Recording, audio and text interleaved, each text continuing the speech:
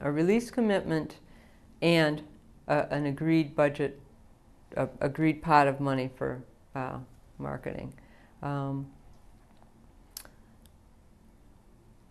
As you know, only about 5% of artists ever see a back-end royalty.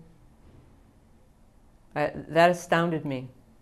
A few years ago, all the lawyers from all the major record companies, the general counsels were there, and business affairs people, and they said 5% of their artists are getting a royalty check.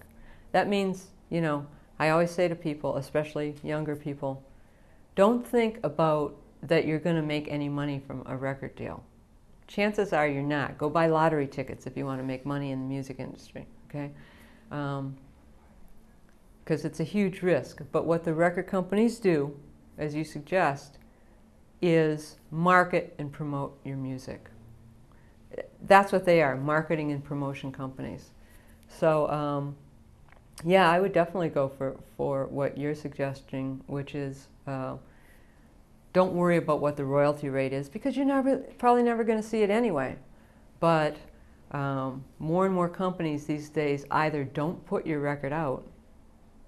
I keep saying record. I know I'm old and everything, but I tend to talk about records in terms of the Copyright Act. The Copyright Act talks about records, so it's not only that I'm old. There is actually is a. Can you understand? But many times your CD is never released.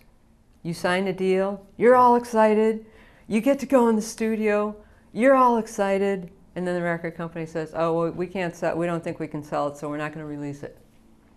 So yeah, I would say that trade the royalty rate for an agreed sum of money that's going to market and promote you, and a release commitment. I represent a number of independent record companies too, so, you know, although I'm mostly on the artist wavelength, I can also see the business reasons, and I think what record companies will say to you is, hey, we sign these artists, we're giving them some money, and we don't know what they're going to come out with, right? Which is why they hire a producer. The producer is supposed to be there to, like, you know, make it artistic, but also make it commercial, so to speak. We don't know. And sometimes we get delivered to us an album which is entirely not what we thought. And God forbid we should try and get one of these tracks on the radio.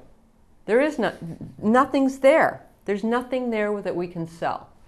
So I think that's the record company's argument, that they're in the business of selling records, CDs, digital downloads, all that stuff. And it's a risky business anyway, so they're saying, if we don't ascertain in our business judgment that there's anything there that is commercially viable, why should we throw money at you know, marketing it and trying to promote it? It's very, very expensive. We already know the answer. It's not going to happen.